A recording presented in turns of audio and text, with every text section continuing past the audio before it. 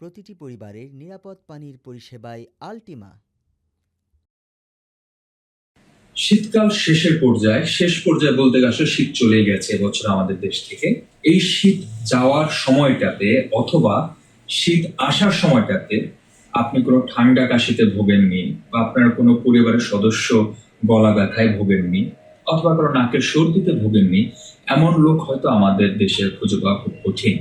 কারণ আমাদের দেশে রোগগুলো খুব কম বেশি আমরা সবাই ভুগি এবং সবাই হয়তো কম বেশি কিছু পরিচিত ঔষধের সঙ্গে পরিচিত।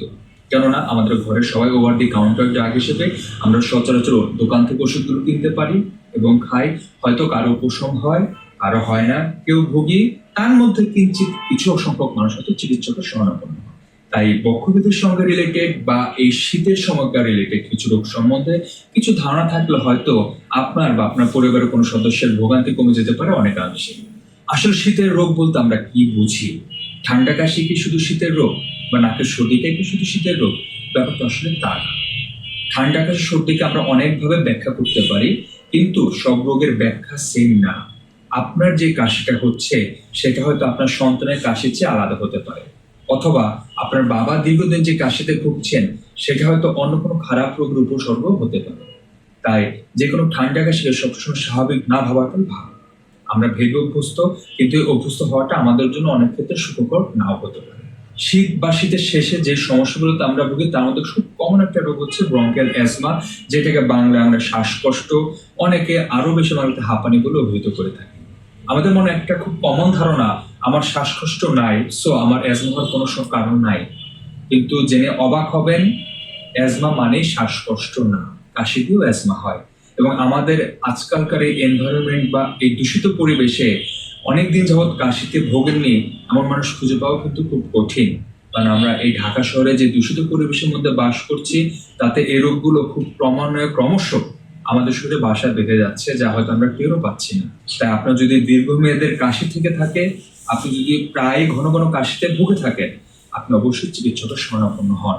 কারণ এটাও হতে পারে কাপ ভ্যারিয়েন্ট অ্যাজমা, যেটাতে আপনার শ্বাসকষ্ট না হলেও আপনার ঘন ঘন কাশি হবে, শুষ্ক কাশি হবে, রাত হলে কাশিতে ভুগবেন, শ্বাসকষ্ট খুব একটা থাকে না, কিন্তু এই ডিস্টার্বিং কাফটা আপনার দৈনন্দিন লাইফটাকে অনেক বেশি অগোচর করে ফেলতে পারে। এই কাশিটায় যদি অনেকদিন আনচেক থাকে, অথবা যেটা হয় আমরা টুকটাক চিকিৎসা বলতে যা বোঝায়, দোকান থেকে কিনে খাওয়া কোনো অ্যান্টিহিস্টামিন বা বহুল প্রচলিত মন্টেলুকাস্ট, এগুলোকে এটাকে প্রশমন করার চেষ্টা করি, এই কাশিটাই হয়তো দীর্ঘমেয়াদে আপনার শ্বাসকষ্টের কারণ হয়ে দাঁড়াতে পারে। তাই আপনি যদি গোড়াতে রোগটার চিকিৎসা করেন, এই কাশি কিন্তু কাশি অবস্থাতেই ভালো হয়ে যায়, এটা শ্বাসকষ্ট পর্যন্ত নাও যেতে পারে। তাই অল্পতে যদি আপনি একটি বড় রোগ থেকে মুক্তি পান, সেটাকে টেনে দীর্ঘায়িত করা খুব বুদ্ধিমানের কাজ নয় বলে আমার কাছে বোধগম্য। এর পাশাপাশি আমরা যে সমস্যাটাতে ভুগি, নাকের সর্দি।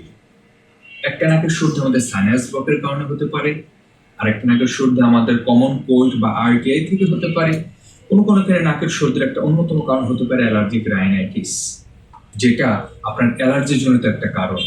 একটু আগে যেটা আমি বলে আসলাম, শ্বাসকষ্ট বা ব্রঙ্কিয়াল অ্যাজমা, এটাও কিন্তু এক ধরনের অ্যালার্জি জনিত রোগ, এবং এই অ্যাজমার সাথে এই অ্যালার্জিক রাইনাইটিসের রয়েছে একটা নিবিড় সম্পর্ক। কেমন সম্পর্ক? আপনার যদি ব্রঙ্কিয়াল অ্যাজমা থাকে, অনেক ক্ষেত্রে আপনি এর সাথে অ্যালার্জিক রাইনাইটিস রোগটা পেয়ে থাকতে পারেন। তাই ব্রঙ্কিয়াল অ্যাজমার চিকিৎসার পাশাপাশি আপনি যদি অ্যালার্জিক রাইনাইটিসের চিকিৎসা না করেন, আপনি যেমন অ্যাজমা চিকিৎসার সুফলটাও পাবেন না, আবার অ্যালার্জিক রাইনাইটিসের চিকিৎসা করছেন, অ্যাজমাটা আনচেক রয়ে গেছে, আপনি তো অ্যাজমার সুফলটা খুব একটা পাবেন না। দুজনকে আপনার একসাথে কন্ট্রোলে রাখতে হবে। তাই আপনি শিওর হয়ে নেন আপনার নাকের সর্দিকে আসলে সিজনাল কারণে হচ্ছে, নাকি আপনি গোপনে অ্যালার্জিক রাইনাইটিসটাকে ক্যারি করে যাচ্ছেন, যেটা আপনি আদতে টের পাচ্ছেন না। শুধুমাত্র মন্টেলুকাস্ট খাওয়া কাশি হলে অথবা ঠান্ডা জ্বর সর্দির জন্য দোকান থেকে অ্যান্টিহিস্টামিন খাওয়া সবসময় আপনার রোগের সমাধান নয়। বাচ্চাদের ক্ষেত্রে বিশেষ করে বাচ্চাদের মা বাবারা আমাদের কাছে যে প্রবলেমটি নিয়ে খুব কমনলি আসেন, বাচ্চার গলা ব্যথা বা টনসিল। এটা কিন্তু এই শীত শেষের সিজন, এখন যে সময়টা চলছে, খুব কমন একটা রোগ।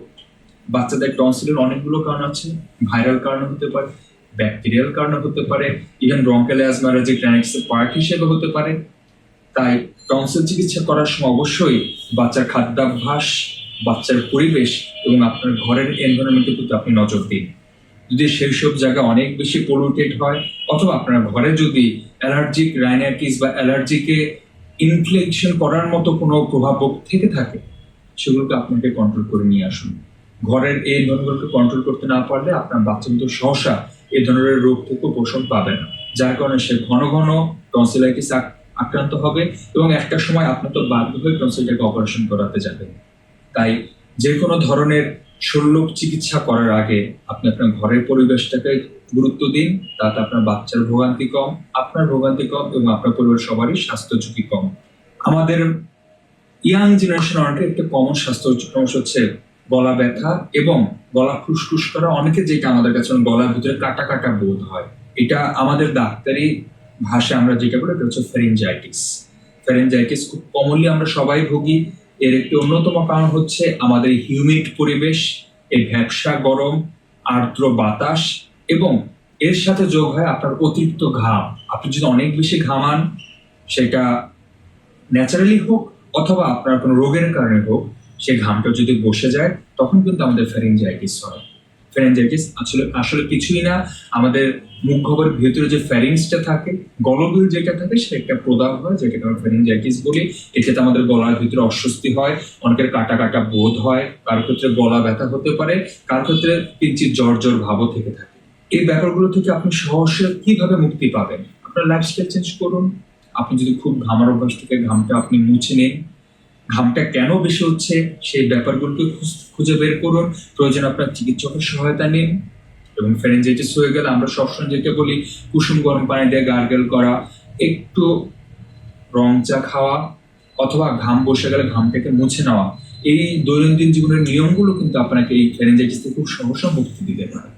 এর পাশাপাশি এই সময় অন্য যে সমস্যাগুলো হয় সেগুলো খুব সিম্পল, যেমন আপনার মাথা ব্যথা হচ্ছে, শীতের শেষে অনেকে বিকালের দিকে মাথা ব্যথা হয়, দুপুরে রোদে গেলে মাথা ব্যথা হয়, অথবা অনেকে থাকে যে শীতের বাতাসে গেলে মাথা ব্যথা বোধ করেন। এটা খুব কমনলি যেটা হয় সাইনোসাইটিসের লক্ষণ। আপনার যদি ক্রমাগত সাইনোসাইটিসের অ্যাটাক করতে থাকে, আপনি অবশ্যই চিকিৎসকের কাছে গিয়ে আপনার সাইনাসের একটা এক্সরে করে দেখতে পারেন সাইনাসটা ব্লক আছে কিনা। যদি সাইনাসটা ব্লক থেকে থাকে সেটা কারণটাকে খুঁজে বের করতে হয় যে আপনার নাকের পর্দা বা আমরা যেটাকে ডিএনএস বলি, আপনার সে যদি কোনো ডেভিয়েটেড নেজাল সেপ্টাম আছে কিনা।